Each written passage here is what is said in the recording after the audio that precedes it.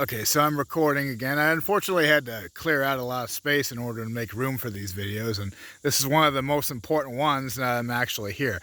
So, if you can follow where my finger is pointing, up there is towards the visitor center from down where we came from. That's where, not towards the visitor center, but just past the visitor center, right when you enter this main trail, is where Custer attacked from the south.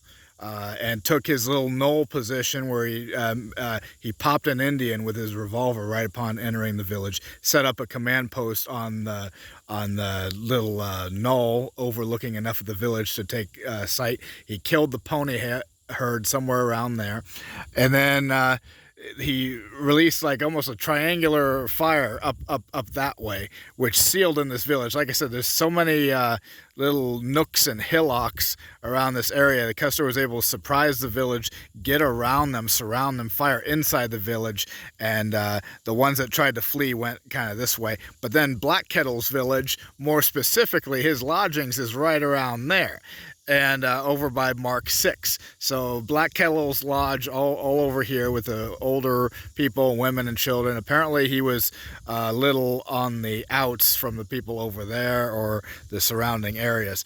But Black Kettle was here, and then when Custer attacked from up there, he came fleeing my way.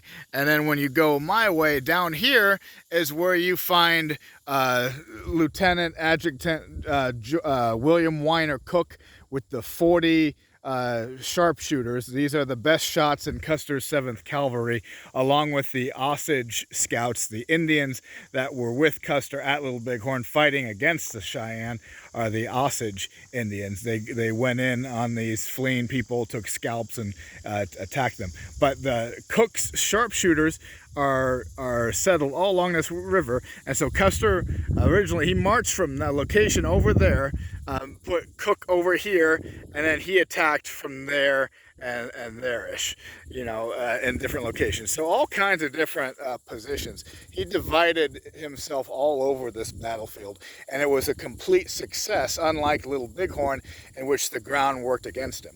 The ground worked for him at Washita and against the Indians at Washita. It worked against him at Little Bighorn and in favor of the Indians at Little Bighorn. So Sitting Bull knew what he was doing, picked stronger ground. The Indians who were camped on this site at the Washita it was a winter attack, and their main concern was, you know, to try to feed themselves and stay warm. So this is, you know, like I said, the Indians weren't real good in the winter, so this was a strategical time to face them. And so this is where Black Kettle's Indians would have been fleeing, and when they come down this way, you know, somewhere along here is where Black Kettle and his wife would have had to have been shot. Now, there's different stories about just how they were shot and whether they were killed by the same bullet. The big story is that they were shot by the same bullet while riding horseback together. Apparently, that's been debated or not true. But somewhere around here is where Black Kettle would have met his fate, in this location near the river which we are approaching.